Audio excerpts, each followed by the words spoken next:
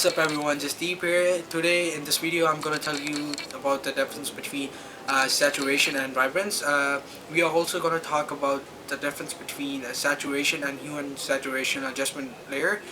So let's get started. I know it's been a long time.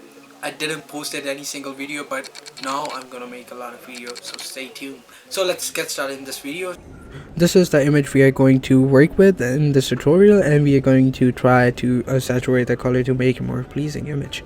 So the first step, you might think we're going to adjustment layer and selecting hue and saturation layer and dragging the saturation slider to all the way right. Unfortunately, this is not the best way to add saturation in the image. As you can see, colors are blowing out, which make it look bad, and as the result we got posterization in our image, and we don't want that. So what we can do, so some people might think like I'll reset it. Some people think you're going to drop down and select the individual colors and adding saturation to the individual colors, but like you might can go so far and blow out the colors again. So this is not the right way. So what we could do, so instead we can open adjustment layer and use vibrance adjustment. So in here you can see the saturation slider. Just take saturation right all the way right. Still the result is we got kind of blowout in our skin tones, but like you can see in the flowers and the leaves, they are all perfect, but just a little bit because we did it to the 100, but it's not like the other one. The older image was like blasting.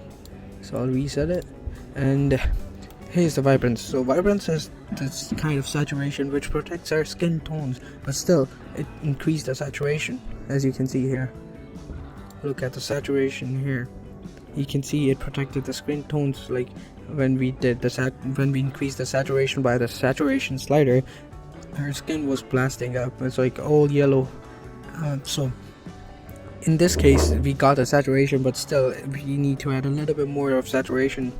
So I'm gonna add a little bit of saturation from the saturation slider, just a little bit here. That's perfect. So it's not like always the same numbers. You have to like kind of play with the sliders to get the perfect best possible result for your image. So I just wanted to show you like how these saturation work. I have an example here. So here you can see in this gradient it goes from saturated to desaturated. So I'm gonna create a saturation hue and saturation layer first, and here's thing. If I'm going to increase the saturation, first I'll show you here. So in there you can see it's on 25% for each color, but if I increase to 100 max, you can see that from 25 it goes to 94, 96, 90. So it like all the gradient it go flat. It's like all are saturated, that's their maximum values. So but if we use hue and if we use vibrant saturation slider, if I take it to the max, still in the other case it was like 90, 90, 90, but in this case the red is like 43, 56 is green, and 70, 37 is blue. But let's see vibrance. Vibrance is going to protect the skin tones, which are going to be the red color. Let's see.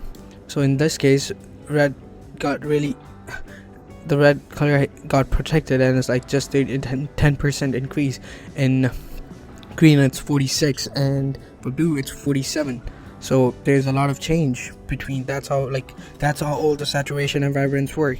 So if you go, just remember whenever you're working on an image, use vibrance adjustment layer to fine-tune your image and to get the better results. The layer also minimizes posterization as image approaches to maximum saturation, and of course vibrance also protects skin tones to get oversaturated.